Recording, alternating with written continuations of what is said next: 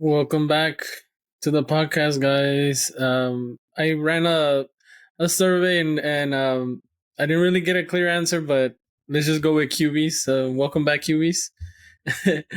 The other option was banterlings, but yeah, and then a lot of people vote for that.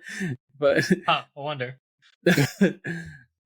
last episode was pretty interesting, actually. I mean, I watched it back and I'm like, yeah, it really let out some stuff, but this episode, the topic that I kind of stumble upon is leadership. So I want to talk about leadership and how do we go about that? How do we think about that? I know we all three of us have been managers. One of the topics from leadership. What do you think about the lead by example? Personally, I think if you're not willing to be on the front line, you can't expect somebody else to be on the front line as well. To me, don't get me wrong. I understand the general's is the most important part of the army here, but also you have to be able to earn that respect from the people that were there before you. And if you're not willing to put yourself in, step in the mud and put yourself out there and get greasy, then how are you going to expect somebody else to be willing to go out there and get muddy and greasy for you? I don't know. I like the lead by example. It's not. I don't like the do as I say, not as I do as much. And in the past, I was that kind of manager, that leader, and I don't know. It wasn't. It just something didn't sit right with me because I wasn't like that in sports and other things, but I was also taught, like, for example, in a hotel, I was like, I'm not supposed to be the one up there putting myself in the middle of things and stressing myself out while everybody else around me is just chilling and hanging out, because they're just going to take advantage of that. And to learn to step back, too far back. And it got to a point where it's like, yeah, I don't need to be a leader. And I didn't want to anymore. I was like, I'm good. Get a paycheck and go home. What do you think about that, Aaron? I feel like I do a decent job at leading by example. Um, you know, even though I would like to switch to what is it, like, do as I say and not as I do. The particular situation in which I'm in doesn't give up to that type of scenario. But I mean, I feel like I was on, like, in the trenches for the longest time. I feel like when it comes to that team that I manage, they don't really question what I have to say or what I have to, or what I tell them to do, because I have gotten them out of troubles before. So I don't know. I feel like it's like you become somebody that they can rely on. Is kind of what you're trying to say. Yeah, I feel like they can rely on me. So definitely makes me. I definitely question myself a lot when a situation arises that we have been through before, and they don't know how to handle it. And so, it definitely makes me question my skills and my ability to be a leader when I have, when I've run down this scenario hypothetically with them, and then they don't know how to handle it when it comes to it, and then sometimes it's like literally the day after we just talked about it.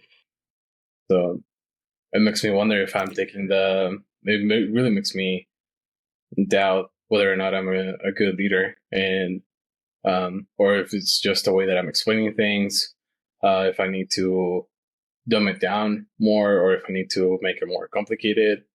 Makes me wonder if I'm, like, holding their hands too much. So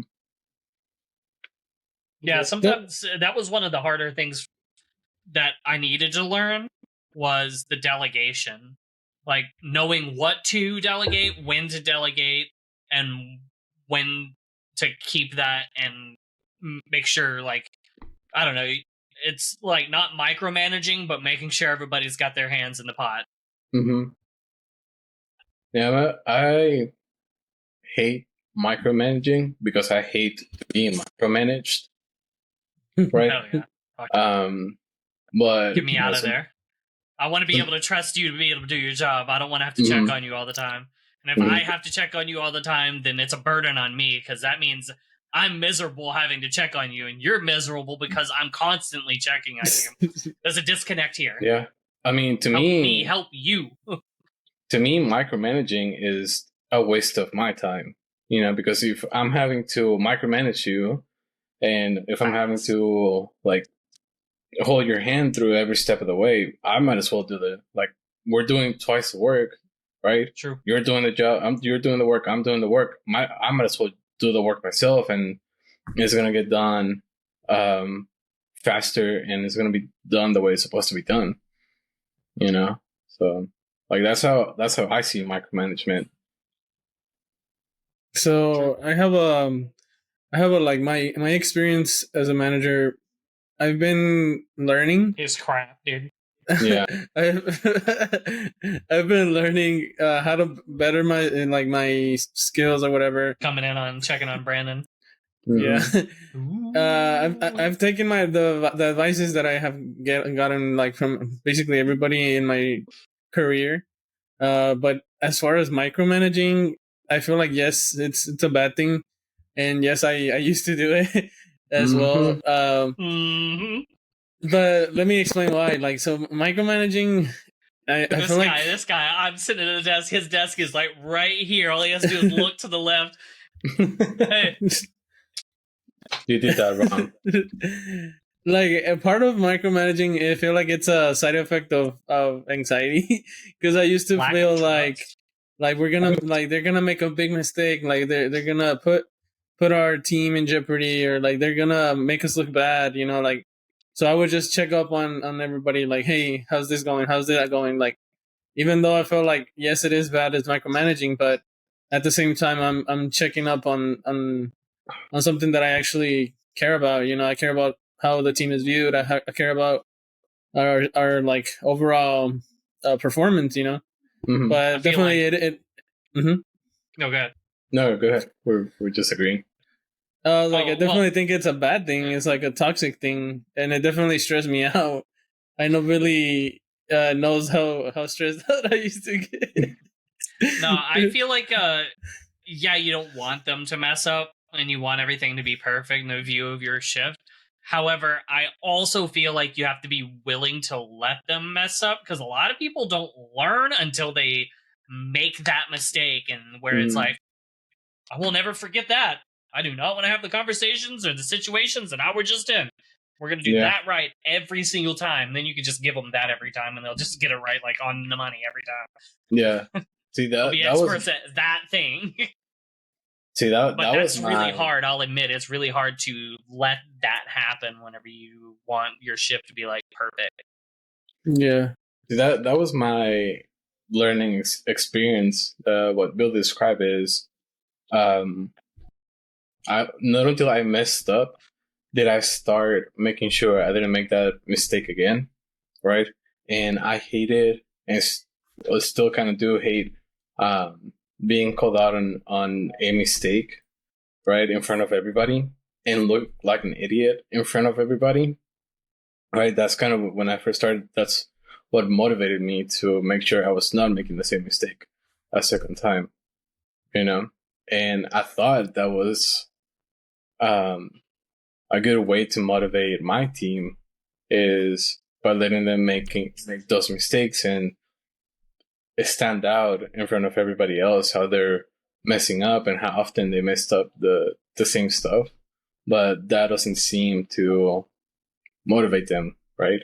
So, and then it's like, well, how about now that you make the same mistake so many times and now you're on probation, like that should be an even bigger motivation, at least to me, if I was, like in probation at work, or when I was on academic probation at school, like that motivated me to do better, to get out of the situation in which I put myself in. Yeah, I really like that you guys started talking about making mistakes and learning from those mistakes, because that's one of the things that I was going to ask about. Like, do you think leaders should be perfect? And as far as my experience, like I'm nowhere near perfect. I've made mistakes, and those mistakes that I've made, they actually help me help my team now. Like, not just in like speaking of, I mean, when I speak of team, I don't mean just work. I mean in every essence of like life.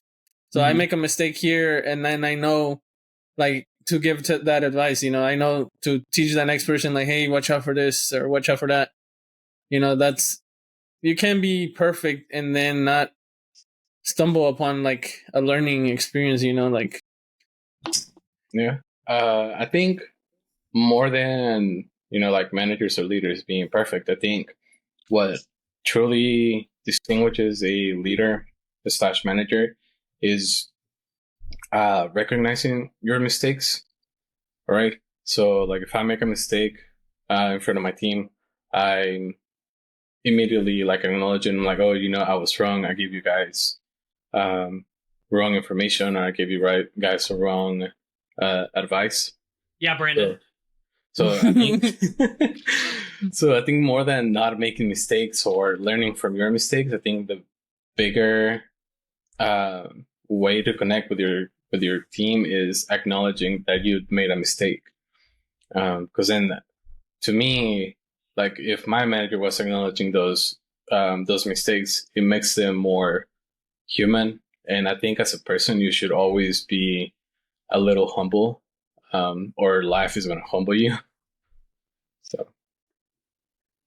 You guys are really hitting like my talking points today, because I was hitting there. So, like, speaking of humble, I feel like you can. I mean, there's a lot of people out there who I feel like you guys know, like they're cocky and like like they'll say they're doing everything perfect or whatever. I'm not necessarily calling anybody out, but I'm saying Yeah, like the morning I manager.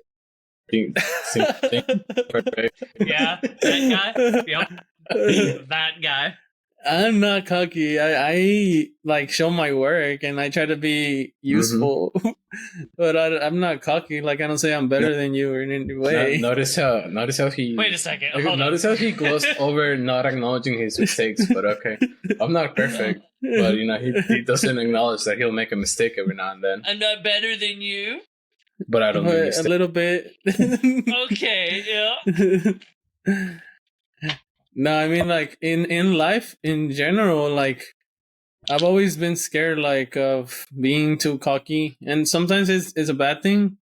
Like, sometimes when you are cocky and you are confident and you like show that you're perfect at a skill or something, that's when you grow in a career, or that's where you go to like a better job or whatever.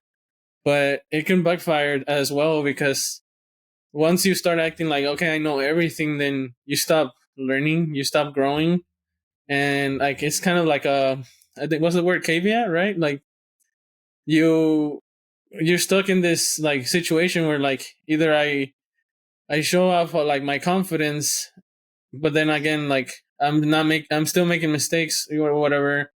Like, what do you guys think about that? Like, do you think you can be confident and go for that like big like career move or things like that, or should you continue being humble and just take life as it comes? I think it's like so essentially you're wondering if you should remain cocky and move on to the next thing and continue growing, or be humble and stay where you're at. And honestly, I think that is depends on the person, because some people just want to make a paycheck and go home and spend time. Like, they're there for their check. They're there for that check. When the check is done, they got a life. Their Yeah. work life ends at that time off when they clock out. That is like, my day is over with that. This is my life, and Yeah. there's nothing wrong with that. However, there's also nothing wrong with wanting to grow. Being there is a obnoxious cocky whenever it comes to be knowing what you're doing, and I have been that person, moved up and moved on, till I Yeah. actually knew about that thing. until I got to a point of where it's like I mastered that.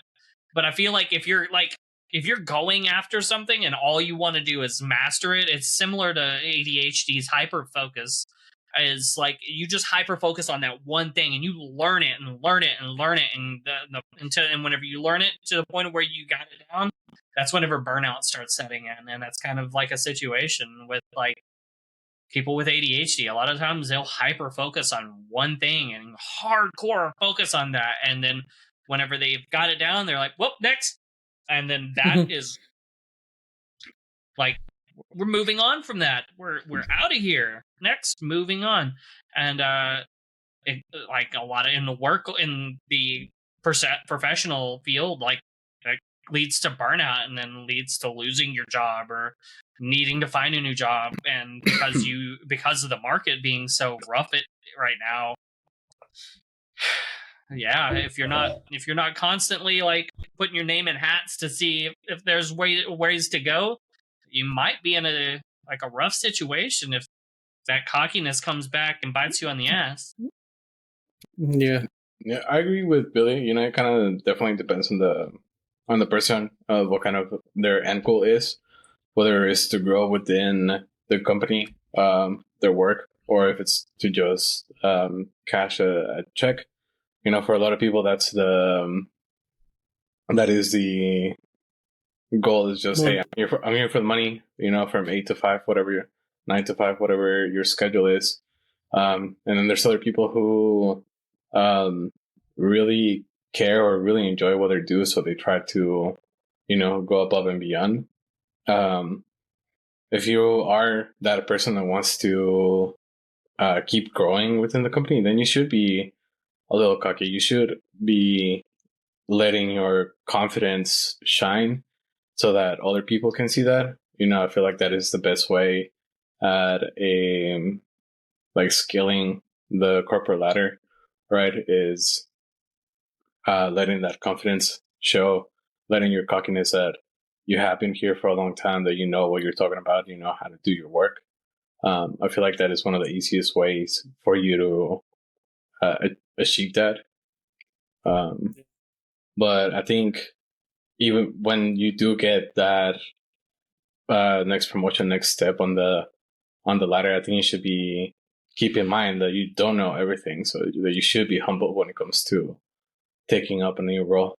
Because the last thing you want to do is come up into a new role that you know nothing about, and you know start trying to be the big person and calling on the shots, and then you're really gonna get humble real quick.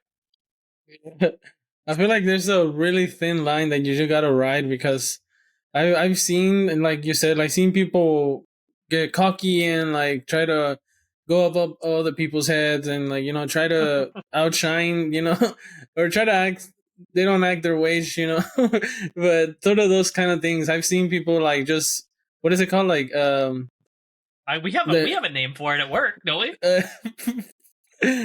Lord Farquaad. No, like what is it, Icarus, right? Like you fly too close to the sun, you're gonna get burnt.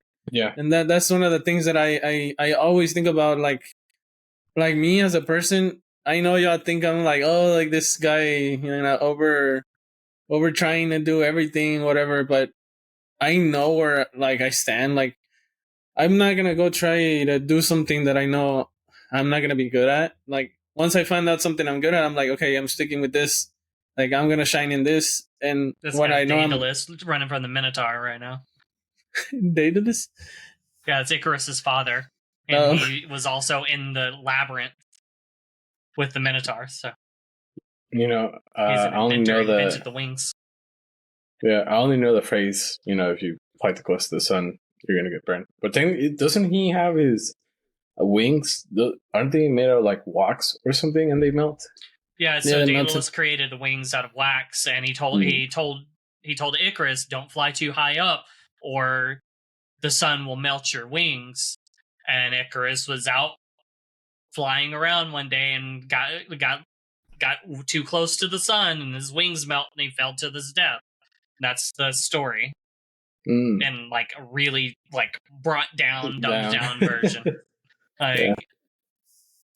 I feel like that's a very like I follow that to a certain degree, because I'm always remembering like how life it used to be for me or whatever. Like I've seen how much I've grown over the years and how where I'm at now, but I always have that thought in my head like I as fast as I rise is the like that's as fast as I can fall. You know, like I always feel that like you can lose everything from like in a matter of what weeks by making like mistakes or doing something that is not helping you, you know. Mhm. And I Just always remember, think a good about fuse that. burns out fast.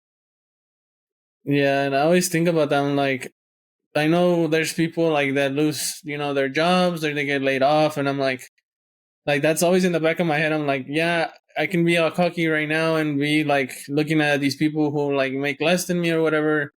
But then again, I'm like, tomorrow I could be them. You know, tomorrow I could be needing money or I could be needing a job. Like there's always Bro, a thought in my head. dude, Okay. I had a friend. I have a friend that was laid off from Meta 10 months ago, and it's taken him all the way up until this week, and he finally got a new job. That's Damn. tough. And I'm talking about my dude's got bachelor's degrees in fields. He's got years of experience. Like, took him that long. He finally got it. So it was a big over 10 months to find a job. So, and he thought he So, was in a great place. You know, he was working at Meta. So he's like, I mean, some people don't have savings. Like 10 oh no, months, that he puts you was out okay. of your house, you know? I mean, he still got his house. He's okay, but Yeah. Yeah. still, like, that's where our market's at. But we're worried about shutting TikTok down. So Brandon, I Shutting want to TikTok ask you. down. So you say you kind of follow the whole "don't fight too close to the sun" um, type thing. Do you think that being too cautious is holding you back? Do you think that not taking that risk is holding you back currently at your job? Do you think you could? He's scared to put somebody else in charge and let them do it for him. Yeah.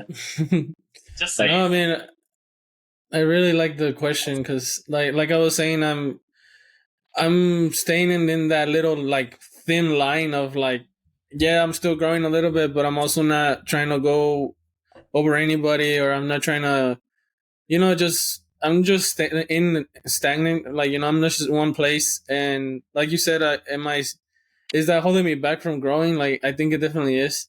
Like, Yeah. since I've tried to move into different fields, but I just didn't feel like I was doing as good as a job as I am and what I'm in right now.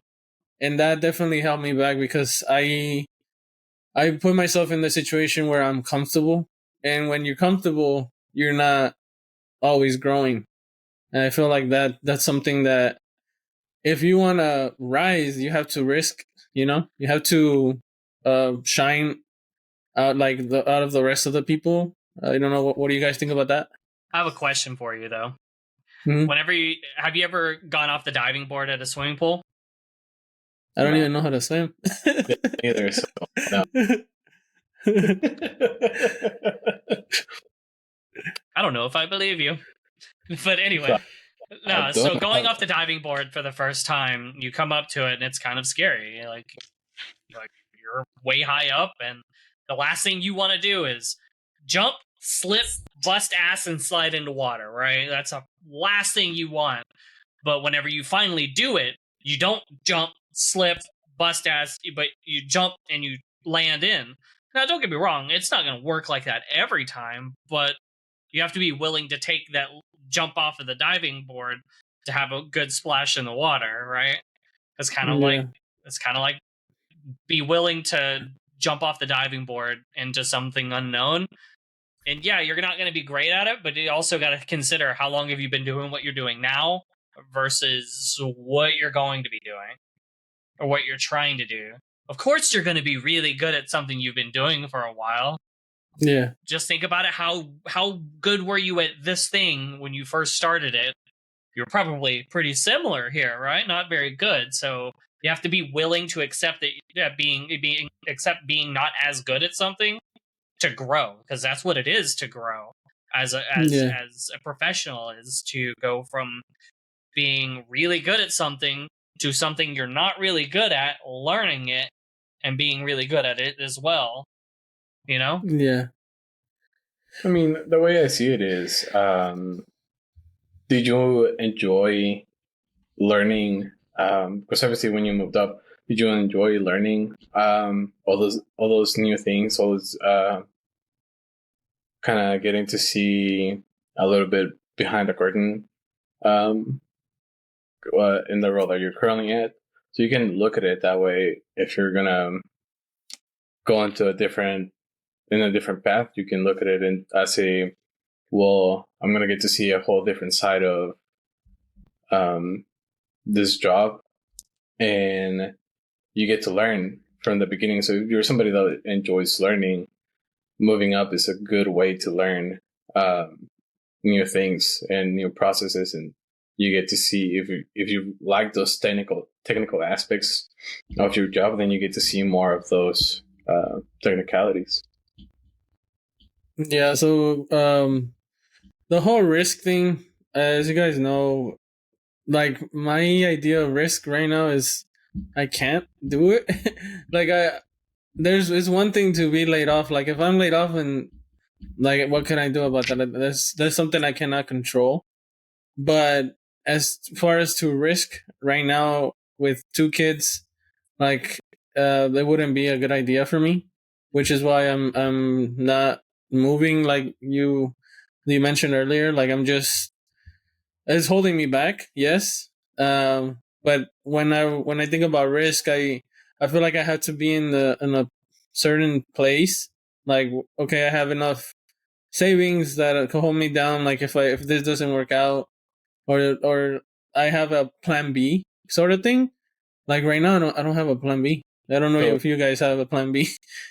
so I'm gonna answer your question. So I don't have a plan B because I just trust life. So you know, I mean, it sounds like you gotta have like a plan B, C, D, E. Like you want to make sure you have all your exits covered before you try to do anything. And this is something that my girlfriend doesn't like, is how I don't want to say careless, but not that I have so many plans in action. You know, that I don't try to make sure I have all my exes covered and not just go about life trusting that things are going to work out. Yeah. I mean, that's not a bad way to live, though. Like, I've been reading what is that book? The Secret Art of Not Giving a Fuck. Yes, that book. I've been reading that like it just Read depends. that book, Like, none of the ones that I suggest. oh my god, it was a gift. It was a gift. But that's one of the reasons that like you can try so hard at doing something, and in the end, like it doesn't always work out. So like I feel like there's no secret formula or perfect formula. Like you said, you just live life as it comes, and I don't think that there's nothing wrong with that as long as you're not jeopardizing your life. Like if you're not negatively affecting your life, I think you're okay, because like you can try so hard to be trying like, oh, I'm gonna apply to this job, I'm applying to this job, like, and then what? Like you don't get it, or let's say you do get something else and you're unhappy. Like it just like It's I just don't one know of how to those explain risks. it. It's one of those risks that you have to take. You can't just um, not assume, but you can't go into a job like you're gonna enjoy 100% of that job. You know, like you have to take that risk. Otherwise, it wouldn't be a risk, and there would be no reward behind it. Yeah, that's true. You know, I mean, you could spend like 10 months looking for the perfect job, but even at the end of like even when you get it, it might not be the perfect job. There's probably going to be something that you don't enjoy about it, whether it's the hours or your coworkers or just the way that things function at that at that job. There's, I think it's rare for people to find a job that they enjoy 100%. Yeah, I mean, there wouldn't be a job. Yeah. Well, I mean, you can still. You have to be willing to take time off from it in order for you to not get tired of it. Like I said earlier, good fuse burns out fast. Man, I've been thinking about like that, how you said, like trying to grow and everything. But I mean, I don't see myself as, yes, I may not be growing as much, but I'm also in a place where I'm happy. Like I get to spend time with my family, my kids. Like even like the whole work from home thing. Like I used to waste 2 hours, driving, and that, and now I get to enjoy the time, with them, and that kind of offsets it. I feel like if I go look for another job, like, and they're not work from home, like that's gonna be hell. Like I'm gonna spend at least like what 4 hours with them or less. No Like, taxi what service in the morning or in the afternoon. But what if that new job is paying $250,000 a year? Then you can. I'm on the way there.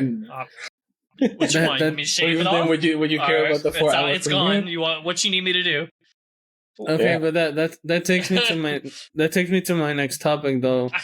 So I'm so tired of living paycheck to paycheck.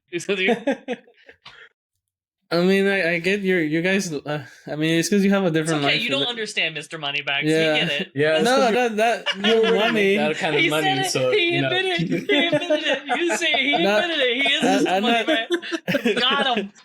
Open up. Yeah. We got him. I'm not talking about money. I'm talking about I don't. Flip that. Say that one right there. I'm talking about like you guys are saying, okay, you're gonna make more money, right? And that's gonna make you happier, and that's gonna make things great. But in my case, I've seen so many videos about this. Like you like always tell my wife this, and like always have this in my head. Like you either have me with you, and like not making so much money, but I'm here, I'm present, or you either don't have me here and I make this money, like, so it's like you're trading that extra money and like losing that time, like you're exchanging money for the time. Well, you see, this is where something we mentioned in past podcasts, where the perspective is different for he and I. We aren't married. We don't have kids. We don't have to worry about that because the phrase is, money can't buy happiness, but it can damn sure put me on my way. A lot easier than where I'm at. Like, trust me, like it can get me there a lot faster. Not so much buying you happiness, but money can facilitate a lot of things. Like making, a lot of money could lead your wife to stop working, and she could spend more time with the kids, take the stress off of her. You could also afford like a babysitter or, more help around the house to clean type thing. True. Or just more room for your kids to play. Okay. So you guys, I get your guys' point, and that's something that I would do, obviously, if I were making bank. But think about it like this. So, like, going back to the subtle art of not giving a fuck, like, you always gonna have something, like, it's always gonna be a problem. You just gotta choose what problem is worth dealing with. So let's say, okay, 99 problems and most of them money could solve. But let's say you say it, dude. Let's say you win the lottery, right? Medication, housing, bills, like, come on. Like, but 99 problems money can solve most, all right? I'm just saying, I'm gonna give you the respect here, though, because it is a different perspective for you. Like, your perspective is, I got a wife, a kid, I want to spend time with these. Because if I get in this high-paying job, they're going to be wanting all of my time, and I'm not going to get to spend any time with my kids and my wife, too. Like, what am I leaving here? My couch? My computer? I'm sure they'll be fine and they'll be there when I get home. Like their feelings aren't going to be hurt. I mean, if you're making the amount of money that Brandon is making, you could get I'd have a whole my zoo, dude. God. I'd have a You whole know, zoo like of a- pets, dude. I'm telling you. live-in Oh, maid. I'd have a whole lot of Boston Terriers Mm-hmm. running around. Dude, you better believe I would have a lot of pets. Your kids would want to come to my house because it'd be a dog petting zoo. I'd have dogs Yeah, everywhere. you'll, dude. you'll be able I'd to have so afford many. a lakeside property. Like I just have dogs everywhere. I don't need a lakeside property. Billy over Actually, there. Thinking about that though, have y'all seen those tiny like homes that Elon Musk is putting out? The smart ones. No. Okay, so they're like a tiny home, but they like it's basically like you wind it up and you can. It's like a trailer house that sits flat on the ground, but it's like I don't know. It's like more high. I don't know. Tesla's putting it out. You should look it up. They look interesting. Too many windows for me personally. I'm a private person. I'd be curtains all the way around that bitch. I'm like, I don't want y'all to see what me in here. Nah, but there. I mean, it just like I would be content with something like that on a little bit of land. I don't want to mow yards, so I'm gonna say not a lot of land. Yeah. So you put me on a turf and I'd be okay because I don't gotta mow that. Just gotta water it from time to time. I don't know the homes that you're talking about, but I did drive by some container homes last week. It was 3 containers high, and I think like the first container was the garage, and then the middle one was where you entry, and it looked interesting. So going back to the money thing, like you guys, I know you guys say like money, is gonna fix all my problems and all of this, but you ever heard the phrase "more money, more problems"? Yeah, for people that have to worry about family like that, because you're gonna have family come out of the woodworks, and you know what I'm gonna do?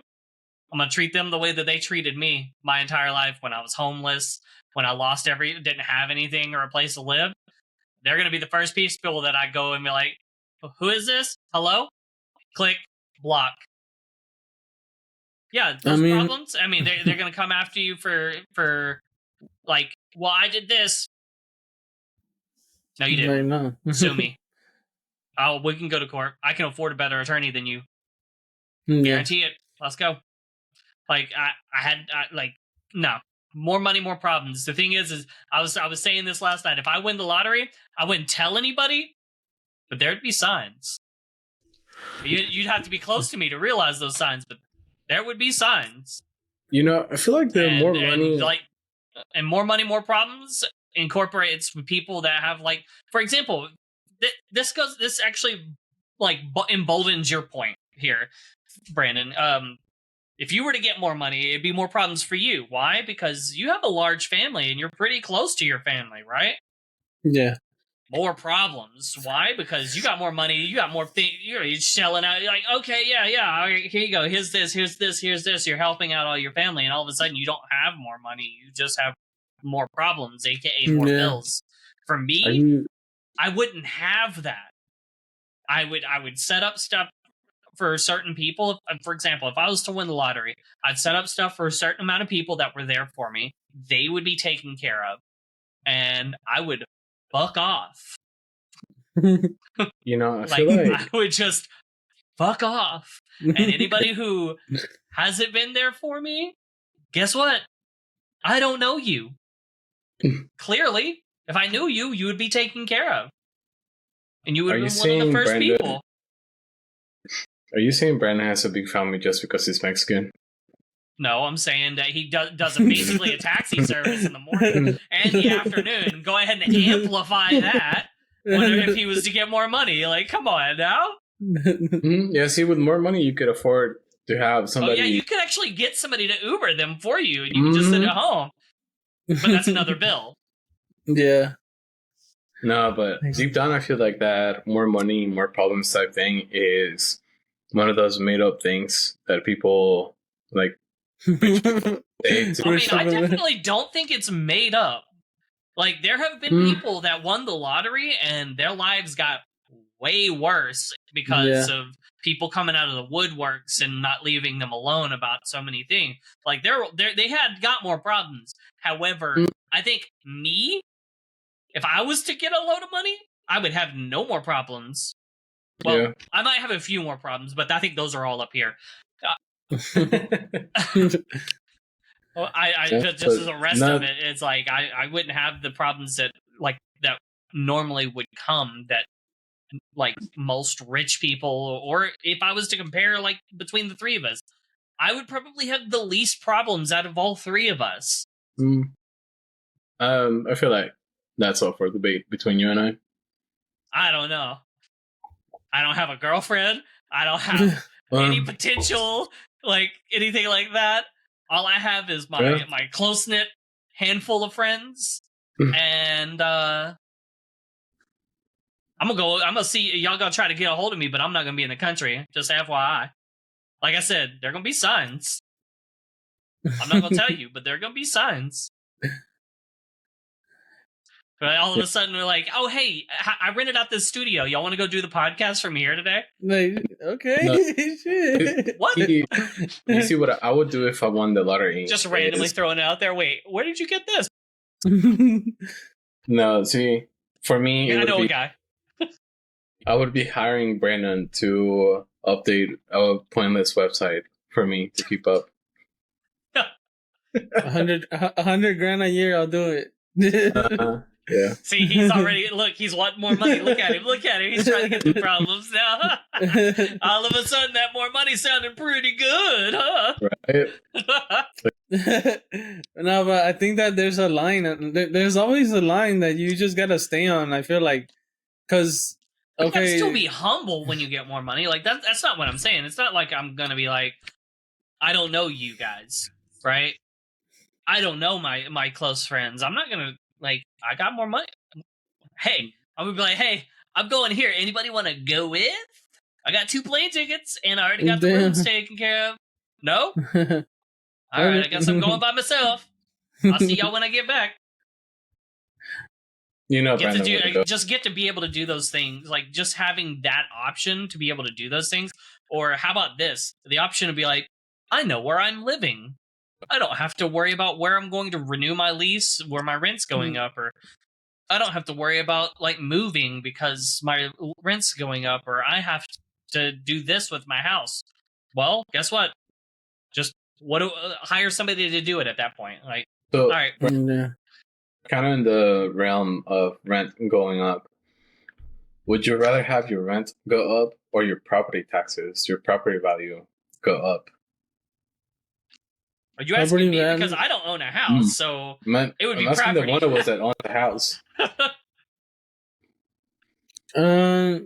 I'd rather my... Well, it's because it falls in the same area, because when my property value goes up, my rent payment goes up. So, if I'm moving, if I'm going to sell the house soon, I want the high property value. But if I'm staying here... I don't want that property value. If I see my property value exceed how much I'm paying for it, sell it. We'll find a new place. We'll find a new place. Sell it. I'm making some money off of this bit. Realistically, you're not moving anytime soon, so unless that property value goes through the roof, then all of a sudden, Mr. Hypocrite over here, he's saying that I don't keep you updated. When did you get in the house? He's talking to you. I was talking to you. He's talking about you, fam. I was like, what am I gonna get? We're not talking about him. I don't make the same amount of money you do. How am I gonna afford a house? I have dual income with my wife, so that doesn't count. Now he's flexing on us. Now he's got a flex on us. Damn, weird flex. Okay, buddy, chill out. I mean, I don't have to throw out there, man. Shit. Just get a sugar mama. Oh, fuck. Don't even tempt me. There are things like if I didn't have to worry about paying bills and I could stay at home, better believe I would be a stay. I told you guys this. Y'all seen the way of the house husband? Yeah, that'd be me. You need something? I'll make sure the fridge is stocked. I'll make sure the house is clean. Whatever. You need laundry done? I know how to do that shit too. I even separate my laundry. Fabric softener? Yeah, I know how to do that too. Shit, I don't care. Stay at home husband. Yep, I got you. You hear that, QBs? If you're looking for a This guy, don't stay-at-home even. husband. No. Don't even, dude. Why not? Do You not. never My DMs know. are not open. Oh, come on. You should open them. Nah, my DMs are closed. We'll share his house address in the How about comments. no? How about you don't? Whoa! Don't ask me like that. How about you not do We're that? gonna leak out his phone number. But like for real though, you're telling me if you could be a stay-at-home house husband, right? Excluding you, Brandon, because you would have a lot more responsibilities than he and I would. Yeah. You'd have to take care of the kids. You'd have all that, and you already are a stay-at-home house husband, so kind of doesn't fit. Yeah, he's already doing it for free. It kind of doesn't fit. You work from home, and when she goes back to work, then you're the house husband at that point. So yeah, Mhm. so you don't. No, it's not the same. So, Brandon, do you wear the oh my god, I Apron? forgot. Yes, he does. The The maid apron, yeah. outfit? Yes, he does. Yeah, Did I wear the what? the apron outfit. but- Oh no! Don't lie, dude. Mhm. Yeah. I'm sure Talia would appreciate that. No, I'm not a She full on comes home and house you have the husband. duster, like, oh, hey, honey. She would lose it if you. She'd be like, "What's wrong with you?" She wouldn't believe it was real if she come home and see you cleaning like that. What you mean? I clean. I didn't say you don't clean. You said you're. I didn't say that. I just said you cleaning like that. She'd be like, By the way, "What's wrong with you?" this man was sending me memes on Instagram at 2 a.m. the other night when he had work the next morning. No, Oh, you Brandon. I It was was like 2 or 3 in the you need morning. to chill. You don't need to call me out like that. My insomnia is got a mind of its own, bud. Just because I send you stuff sometimes at 5 a.m. when I got to work at 8 doesn't mean anything. Well, trust me, I've noticed. It would be like 4 in the morning and be like, Billy is online. Say hi. I'm like, why Don't is say he hi. still online? Don't say hi. There's no need to say hi. He's miserable right now. It's okay. You don't need to say hi to him. It's not gonna make it better. For the 2 people that got out of the overnight shift, you guys seem to be awake in the middle of the night a whole lot. Dude, I'm telling you, my circadian rhythm starts at like 11 to 12, like 11 a.m., 12 p.m. Like, I can naturally wake up at those times. And going to sleep, like, I don't, like, if I was to go to bed at, let's say I go to bed and fall asleep at 10 o'clock, I could sleep for 8 to 11 hours. Or actually, let me actually change that. I could sleep from 5 to 11 hours, right? And that includes the 5 hour in. I could wake up and then be awake and I'd be tired as fuck in the morning, but once it hits a certain time in the evening, I'm wide awake. Doesn't matter what's going on. I could be dog tired. Even like when we were on the overnight and we were doing those double 24 hours to flip the schedule to be a normal person for like half a day and to flip it again to being back to a zombie. Yeah. So even then, like on some of those days, I'm like, I'm wide awake. It's fucking 2 a.m. Well, see, I'm running on 5 hours of sleep. What is wrong with me? I'll trade you. You can come back to the overnight, and I'll take your job. No, you don't need that. I mean, nah. Yeah, totally. You'll love it. You'll love it. I don't want to be a leader. Aaron, you forget that I'm over here not even able to sleep because I have a newborn. That's why I'm up at 3 a.m. Nah, I know you want to talk to me. I know that's why you stay awake. Oh. I bet you David doesn't have to stay up for you. David's not even still available. on this? Hold on, wait. You still on this? This whole David jealousy, dude? We're need to gonna get have David him in here. We need to get David in here. Yeah, we're gonna get him on the podcast. Yeah, we need to get David in here. Duke it out. What was Aaron? What is Aaron's favorite drink? I can guarantee you neither of you could get it right. Neither me and Brandon or Brandon and No, David? Brandon and David. Oh, okay. What is it, Brandon? Well, can you narrow it down like soda or something? No, you said what is his favorite drink. You posed the question. Actually, you should be able to know because when you and I went to karaoke like many years ago, I spent Way back $100 in my day. on these drinks. Oh, they're alcoholic. Oh, alcoholic. His favorite is Moscow Mule. Damn! Look at him. It's a good choice. It's a good choice. It's a good choice. Yeah, I deserve a picture on Instagram now. No. Oh, No, because then he's gonna have relationship problems. So no, don't do that. Don't do that because his girl's gonna get after him if he puts somebody before her. She literally just yelled at me. See what you started? Yeah, see? Now you know what you got to do, Aaron. You got to bring up that one story again. So she can get mad tomorrow when we go to a Korean barbecue and we take a picture, finally do something together. But now you got me in trouble. I'm gonna get you in trouble tomorrow. All right, guys. Today's session was pretty interesting, like leadership, then money, more problems. we finally got Brandon to admit that he's making a lot of money. True. We got him to admit he was Mr. Moneybags, bro.